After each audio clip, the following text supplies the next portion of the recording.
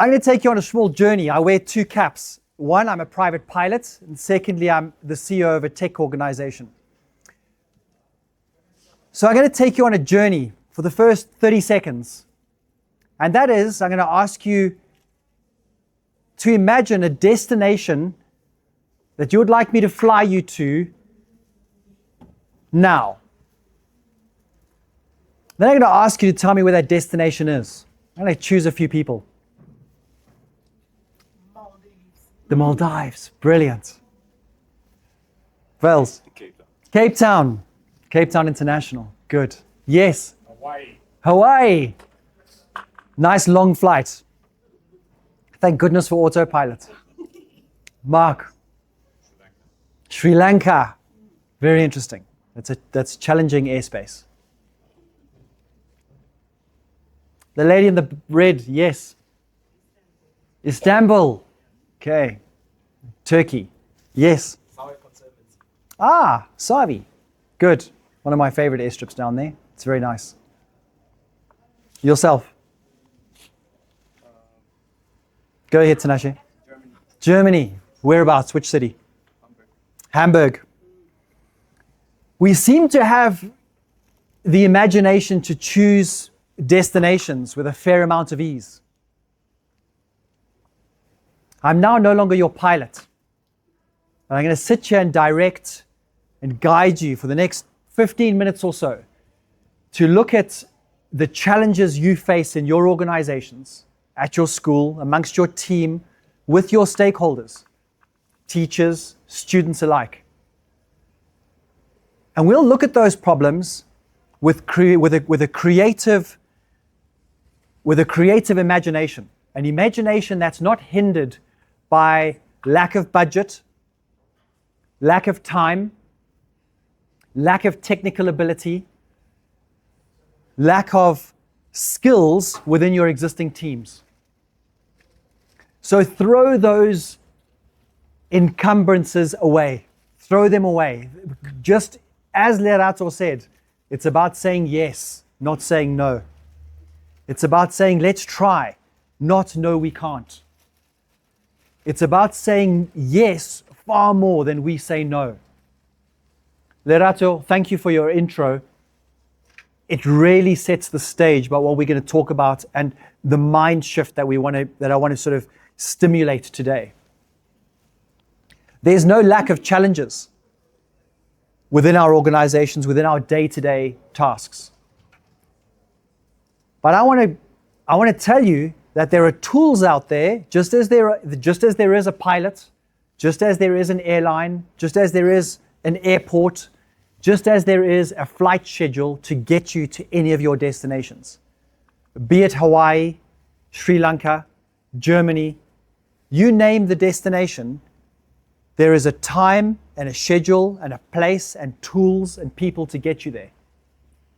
The challenges that you're facing in your schools have solutions to them. Because I want this to be an interactive session, please pose one of the problems that you're facing in your organization now, and let's talk about potential solutions surrounding that. Who would like to go first? Yes. The growing pressure of the need for IT in schools. Elaborate slightly. If you're still using a chalkboard, you're far behind the curve. If you're just using a whiteboard, you're still behind the curve. If you're using an interactive board, all right, but what are you using it and what are you using it for and how are you using it on a daily basis? So there's a pressure to always be a step ahead. There's always pressure. And one of the biggest constraints there, biggest 2 or 3 constraints, number 1, budget. And number 3, have your stakeholders all embraced this new technology? Oh, generally not. And one of the biggest resistances is going to come from your stakeholders will be the teachers to say, I've got enough on, now I need to learn some new tech. That's a constraint. Yes, schools staying at the supposed bleeding edge of tech. But with the questions being raised, if we spend that money, will it deliver? Will it end in ultimate beneficial results, improved outcomes? Good question. Another challenge, we'll come back to it. I'll name one, predictive analytics. If I say, could your teachers give you the probable outcome with 90% accuracy, which student will fail, which students will pass, with what pass mark, which students will get distinctions? Can they currently do that? I know I've said say yes, but I think the answer to that question is no. Hey, predictive analytics for the outcome of your students at the end of the year. Is that possible? Who's doing that? Show of hands, anyone? Yes? Yeah, I think it's quite predictable. Maybe what can be a little bit difficult is to predict the actual percent. We're looking at predicting percentages with 90% accuracies, actually between 90 and 98% accuracy. It becomes impossible if it's just the teacher on his own. And remember, my objective here is to get your minds thinking the answer to your problems is yes. Are there solutions to those problems? Yes, they are. In the last 12 to 18 months, globally, artificial intelligence and data science have become consumer accessible. They're available today in Zimbabwe from solution providers. To this end, the challenges that your stakeholders are facing, your teachers are facing in their classrooms, in terms of how much effort do we put into student A, how much effort needs to go into student B, C, D, because every one of them have slightly unique needs, slightly unique strengths and weaknesses, but your teachers are human beings with only a certain amount of capacity. We can make them today superhuman. That does not mean we're converting transforming your teachers into robots or into some form of software which is not human. It means we're going to make your teachers superwoman and we're going to make your teachers superman with the use of very easily accessible software tools so that the outcomes of these students can be predicted with 90+% accuracy, so that our teachers' efforts are really going to deliver results where it matters to the stakeholders. I've mentioned stakeholders numerous times. Parents, the board, the teachers, the heads. The stakeholders are ultimately wanting delivery, measured delivery. Data science and AI solutions can do exactly that. The Hellenic team right there talking about how do we constantly stay at the bleeding edge of tech, and will the implementation of that said technology deliver the results? Which platform would you ask that question to in order to get some insights? I ask you. Which platform's available right now for you to ask that question and get a deep analysis of? A 15-minute read, a 15-minute study.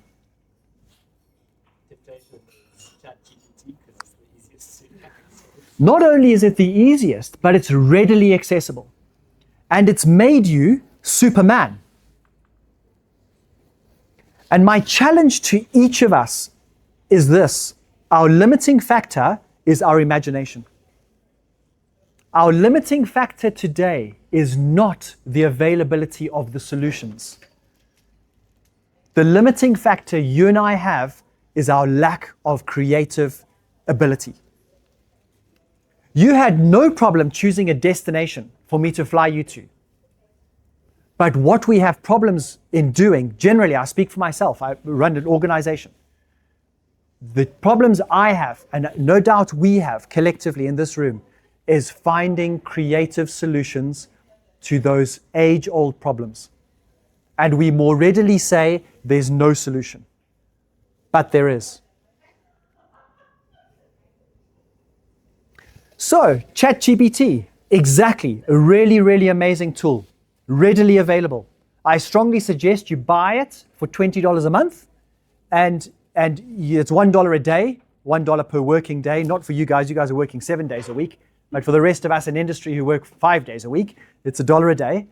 And that's like talking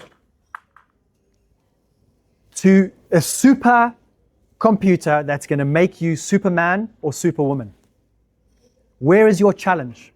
It's in formulating the question. Take one thing away from our time together this morning.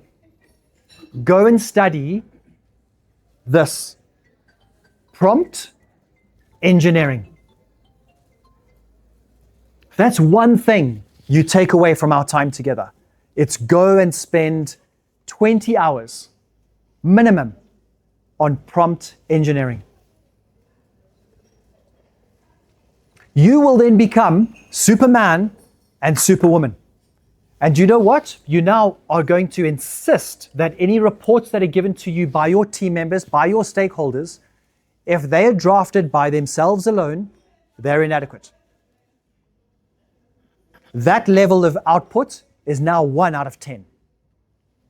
The minimum requirement, the minimum we expect is to get that output that is making you Superman or Superwoman. We have tools at our disposal today that we're generally not using. And if we are prompting them incorrectly. Here's a prompt, an example of a prompt.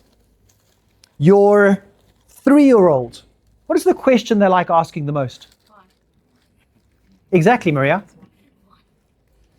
But how many other questions are there? How many other words are there that you can start a question with? Call them out.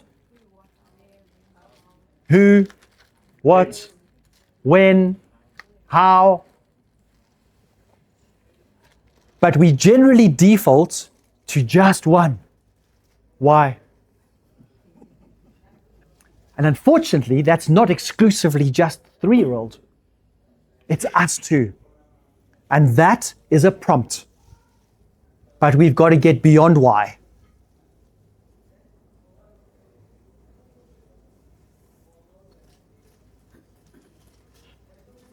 The problems we face have solutions.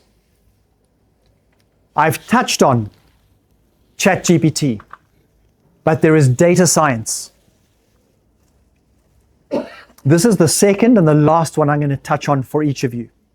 And that is, if you take data of which you have a significant amount of, going back decades, grades, ages, global averages, regional averages, local averages, and you put all of that data in to a data science solution, the insights your organization will obtain will be mind-blowing, enabling you to make data-based decisions, not emotional ones. We are generally making emotional decisions. We're generally making decisions based upon what happened previously. Why? Because we rely upon experience. Some of you, like me, have lost your hair. This is a sign of experience. Some of you, like me, are turning gray. That's another sign of experience.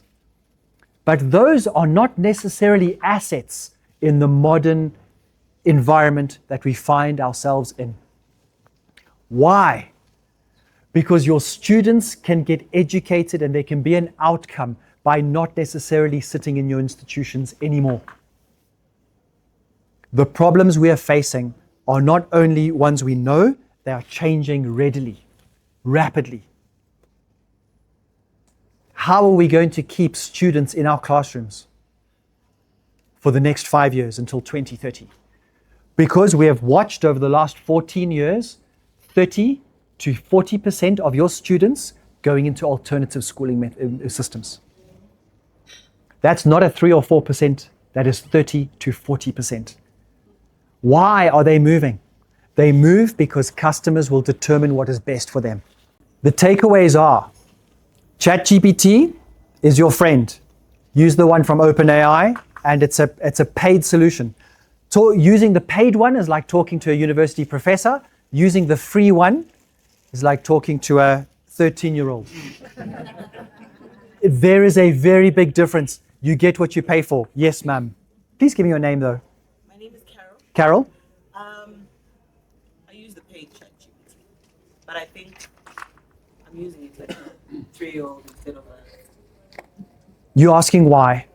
How can I improve the results? Great, Carol. And I'll re-emphasize it, and it'll be good for everybody. It's learning, spending 30 hours minimum, learning, going onto YouTube, buying courses on Udemy. And they're having specials now. They're having specials now. And learn this topic, prompt engineering. Learn how to prompt ChatGPT. Yes, who had a question? Yes, ma'am, what's your name? One way we can remain relevant is to teach creativity. You know, one of the passions that we've got in our own organization, we're a technology company. If our team members are not asking questions, the lights are on, but there's no one home. Creativity is unfortunately something, in my view, that has been beaten out of the next generation almost from the time they can walk or crawl. We're constantly telling the crawling child no. Think about how many times a mom or a dad says no in comparison to how many times they say yes. It's scary. And what is that doing? All that's doing is eliminating creativity. Don't do this, don't do that. Don't do this, don't do that. We want yeses, we don't want nos. And so therefore, imagine that now through junior school, imagine that through senior school, and imagine when they're at university and they're thinking like they're a university professor. It's even worse. So right now, we're recruiting 18-year-olds. By the way, Frampol does not want your students to go to university. Frampol wants your students at the end of A-level. We do not want them thinking like a university professor after 4 years at university coming to join a technology company. Why? Because we don't want those extra 4 years of creativity beaten out of them. And that's quite a comment to a room of educators who think the ultimate objective is the university degree. It's not. What we want is that creative thinker to come and join us, because the problems we are solving today are not solved by listening to the university professor of yesterday. The rate of change is not linear, it's exponential. The experience that we've gained over the last 10, 20, 30, 40, 50 years of our existence or our professional work environment is not an asset. That's a challenge. How many more minutes? Actually, you've got 5 more. 5 more minutes. I miscalculated. Questions? This is the most important part of the session. Yes, Carol. Okay, he said the concept needs to have Improved tech. improved tech. He's talking from a school education, from a parent. You're a parent? Great. How do you're talking about creativity and you're saying you're beating creativity out of kids. Screens, are they not also 100%. removing creativity because they don't play anymore, you just watch? Absolutely. Screen time by all means should be limited to the nth degree while children are at this development age. 100%. Below 10, none. There are indications from educational psychologists and psychologists that actual screen time below the age of 10 is brain damaging. Brain causes brain damage. All of us in this room, we were in our 20, not some of my team here. They came out on Facebook, but for the majority of us, excluding the Frampol team, certainly we were in our 20s before we started engaging with the Black Mirror. Be very cautious of screen time for any period of time longer than 15, 20 minutes younger than 10 years old. The stats are bad. And yes, that creativity is damaging. We want those youngsters to be playing with Lego, climbing trees, falling out of trees, riding bicycles, making things, getting broken arms and legs and grazes. This is how we discover the world. Very, very important. The sanitized environment we are growing our children up in now, it's harmful. Because remember, the problem for us is that they're our carers in 30 years' time. Then what? We need that creativity stimulated by all means, and it starts with you and your establishments.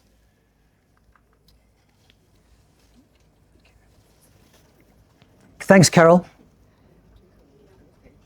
Can I just share something?